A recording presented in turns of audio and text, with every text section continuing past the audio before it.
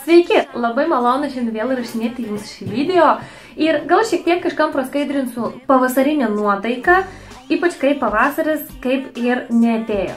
Aš šiandien padarysiu dovaną vienai iš jūsų, šiandien tai bus panelė vardu Solveiga, o mano dovana bus tokia, kad aš kuriu jai video atsakydama į jos klausimus. Aš manau, kad tokie klausimai ateina gal kas antra iš jūsų ir dažniausiai klausimus, kuriuos aš jūsų gaunu, jie būna ar pasikartojantis, kad pavyzdžiui jūs domina tie patys dalykai, kaip pavyzdžiui veido kontūravimas. Bet mergaitės, aš būtinai skirsiu kokį nors video veido kontūravimai, tiesiog aš manau, kad mes iki to dar nedėjom.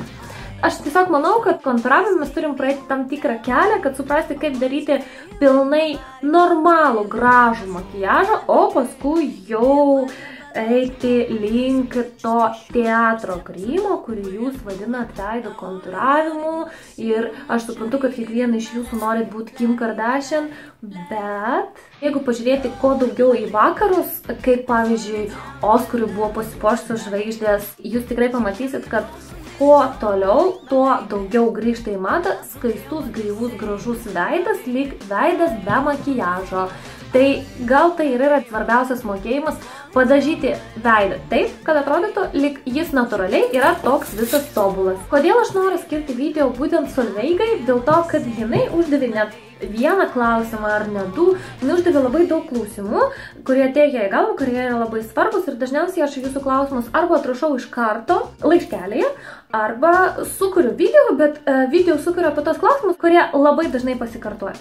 Tai Solveiga uždavė klausimus, kur aš manau jums ateidavo į galvą, arba gal jūs galvojat, kad jūs ir taip mokat tam tikrą dalyką daryti, o šiandien aš papasakosiu dar kažką iš kitos pusės.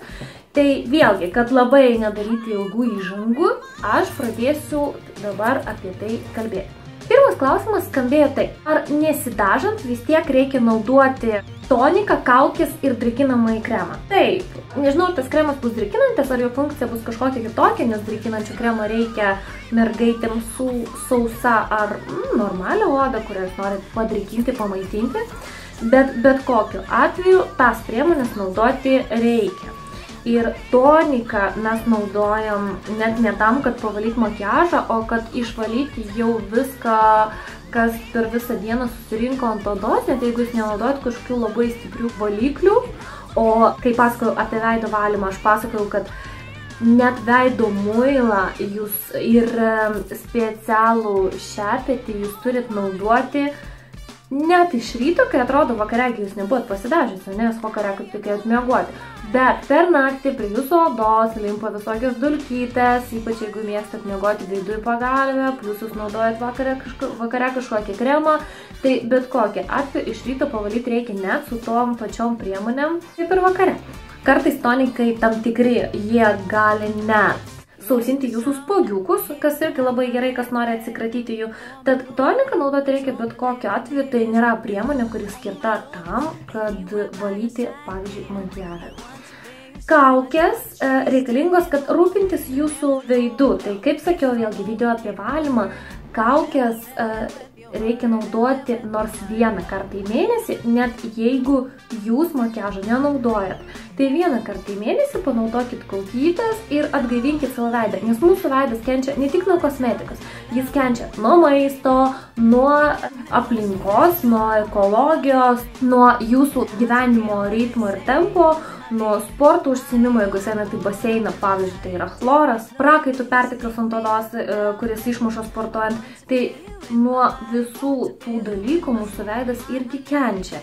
Ir būna, kad mes nepakankamai išgeriam vandens, tad tam mes turim nors iš viršaus veidą atgaivinti. Aišku, geriausia būtų tai daryti ir iš vidaus, bet jeigu mes kalbam jau apie kaukę, taip, kaukės reikia. Kremo irgi reikia dėl tų pačių priežasčių kaip ir kaukės, tai tam, kad veidas atrodytų gaivesnis, gražesnis ir kad jis būtų apsaugotas, pamaitintas. Sekantis klausimas buvo, kaip suprasti, ar žmogui tinka šiltų ar šaltų atspalvių šešėliai.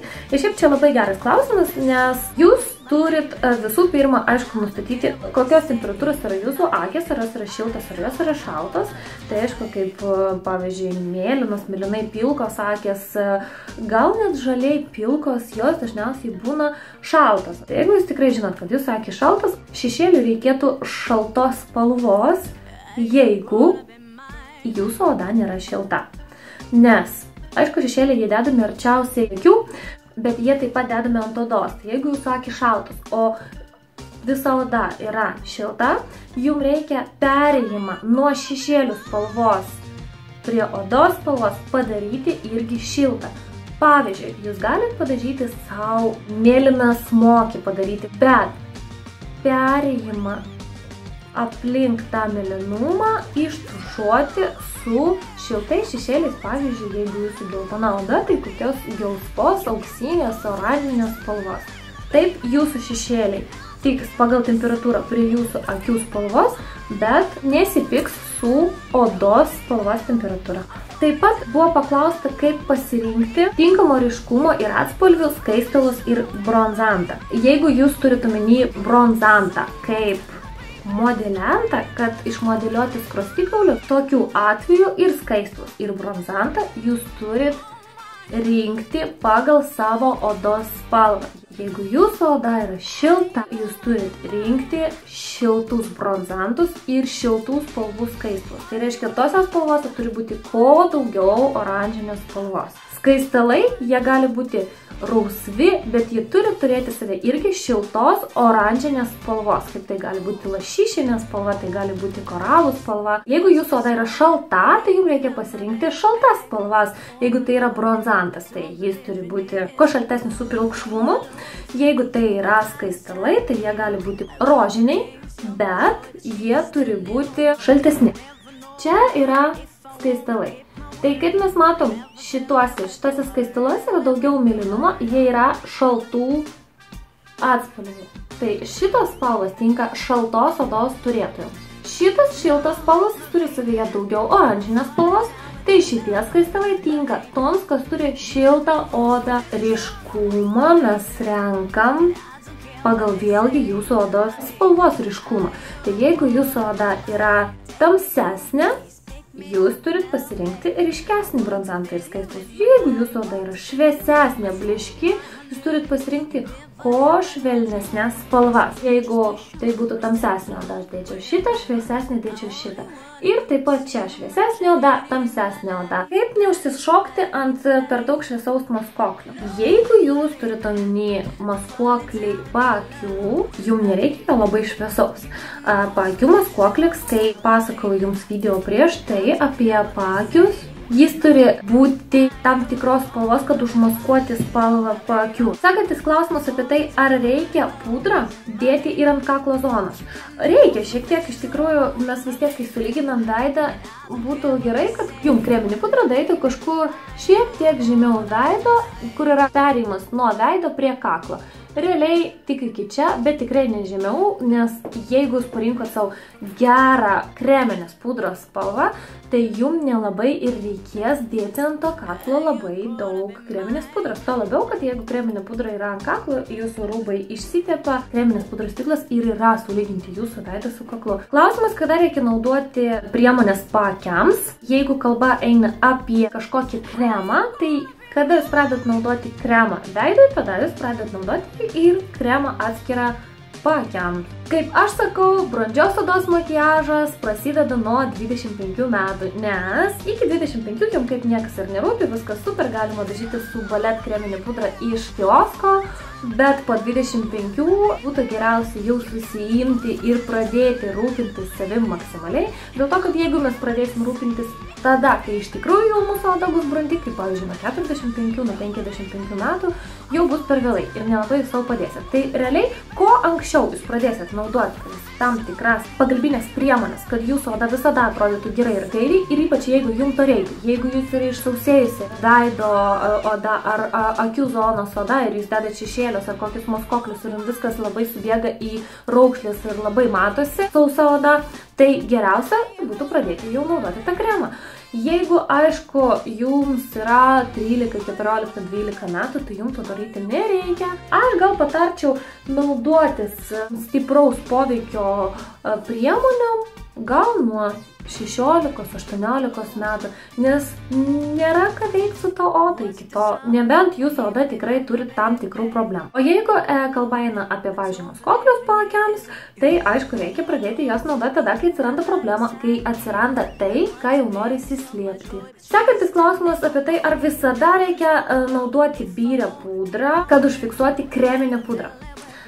Taip, birios pudros tikslas užfiksuoti jūsų kreminę pudrą ir viską, ką jūs dėjot iki jos ir suteikti jūsų veidui matinį efektą. Labai geras klausimas, ko kompaktinė pudra skiriasi nuo birios pudros, tai kompaktinė pudra, jinai yra šiek tiek storesnės konsistencijos, jeigu jūs dėsit ją ant viršos kreminės pudros, jinai gali palikti jums pakankamai storą sluoksnį, tad kompaktinė pudra, jinai dažniausiai yra sukurta tam, kad turėti ją su savim rankinukę ir dienos eigoje pataisyti jūsų makiažą, kurį padarėt iš ryto. Ir visada jūs turit net užuominą apie tai, nes kompaktinė pudra būna su veidrodėliu. O biri pudra, jinai yra labai plonos konsistencijos, jinai dedasi labai plonų sluoksnių, bet jinai labai gerai užfiksuos plonų sluoksnių makiažą, jeigu jums reikia, kad jis atrodytų natūraliai. Klausimas apie tai, kuo skiriasi kremas BB nuo CC. Aplamai atsirado kuo toliau, to daugiau visokių BB, CC ir taip toliau. Aišku, dėl savęs naudoti jūs tai galit, bet aš žiūriu juos skeptiškai, nes realiai čia yra beveik tas pats, kaip naudoti šampūną ir kondicionierių du viename. Abu tie kremai, jie turi savyje kreminės pudros ir kremo. Ir kaip ir atlieka kremo funkciją ir kaip ir kreminės pudros, nes užmaskuoja. BB ir CC daugiausia skiriasi savo sudėtim. CC kremas turi savyje daugiau vandenuką, jis turi tokią švelnesnę konsistenciją, tad jūs galite įdėti ant paakių zonos, ko negalima daryti su BB kremu. Abudu labai gerai prisitaiko prie odos, ko dažnai nepadaro tiesiog kreminė pudra, nes visų pirma jų funkcija yra pamaitinti jūsų odą, sudrėkinti, atlikti tam tikrą kremo funkciją ir tik paskui dar suteikti jūsų odai tam tikrą spalvą. BB kremas yra šiek tiek riebesnės konsistencijos ir jeigu jūsų oda yra labai riebi, aš jo nerekomenduočiau, nes po kelių valandų jūsų oda labai stipriai blizgės. BB kremas ant jūsų odos atrodys kaip kremas. CC kremas paliks jausmą šiek tiek labai plonos kreminės pudros. Ant odos lygiau užsideda BB kremas negu CC. Tarp CC kremo jūs galite sutikti tokį kremą, kuris turi savyje balinančių savybių. Prie odos tai jie pristaiko beveik vienodai, tiesiog CC kremas dažnai būna kaip baltas ir paskui jis ant akių jums tampo odos spalvos. BB kremas išsispaudžia iškart su spalva. BB ir CC kremai blogai atrodo ant bazių, net savo linijos, net tos pačios firmos bazių, jie kažkaip susivilia. Tad geriau, jeigu jūs naudojat BB arba CC, tai naudokit labai paviršutiniškai, prieš tai stipriai neparašint kažkaip specialiai odos. Ir aišku, abudu kremai nelaikys jums visą dieną, tikrai neatrodys labai gaiviai net po kelių valandų, tad turėkit juos su savim ir vis reikia atnaujinti juos ant odos. Nes aš sakyčiau, čia gal daugiau toks kremukas, kuris už tą patį sulygina odos spalvytę. Tai jeigu jūs neturit kažkokios labai stiprios problemos su odos pigmentacija ar tam tikrom spalvotom lokaliniam odos problemom, tad drąsiai galite jį naudoti, jeigu turit, tai jis labai jau nepadės. Ir siūlyčiau naudoti atskirai kremą, atskirai bazę ir atskirai kreminę pudrą. Ir aišku, nei BB, nei CC kremas negali būti kaip bazė arba kaip kremas prieš dedant kreminę pudrą. Jūs naudojat arba kreminę pudrą, arba BB arba CC kremą. Ir niekaip kitaip nesuškimšit poras, veidas nesupras, kas dedasi, jausit labai didelį diskomfortą ant veido. Ir paskutinis klausimas apie tai, kur pirkti beauty blenderį. Jeigu jūs esat Vilniuje, tai yra Make My Way parduotuvė. Taip pat jūs galite rasti pas kai kurias vizažistės, nes tikrai nemažai vizažisčių turi pas save beauty blenderius ir parduoti. Ir dažnai tai gali būti net pigiau nei Make My Way parduotuvė, nes dažniausiai kaina yra apie 20 eurų. Galite ieškoti internete, bet žiūrėkit, kad tai būtų su originalia dėžutė, kad tai būtų tikrai originalus beauty blender. Labai tikiuosi, kad aiškiai atsakiau į visus klausimus. Apie maskoklius tikrai dar sukursiu atskirą video, bet gal ne sekantį, o vėliau dėl to, kad sekančiam video sugalvojau jums labai gražų makiažą. Tikiuosi, kad iki to laiko pavasaris jau ateis ir tikrai norėsis spalvų, naujovių ir tendencijų. Šiam kartui atsisveikinsiu. Labai dėkoju visoms už klausimus ir kai gaunu tokius laiškus, laiškus, tai labai apsidžiaugiau, gal ne iš karto turiu laiko atsakyti ir panašiai, bet yra be galo malonu. Šaunuolis, kas rašo, jeigu neatsakau klausimus per video, atsakau visada žinutėje, visas apkabinu ir visoms siunčiu labai šiltų linkėjimų. Gražių jums Velykų, pabūkit su šeimom, jau neužilgo susimatysime ir pakalbėsime apie tai, kaip gražiai atrodyti per kokį nors pavasario šventę. Ate. Oh my Lord, I don't believe in it, is it you? Oh my Lord.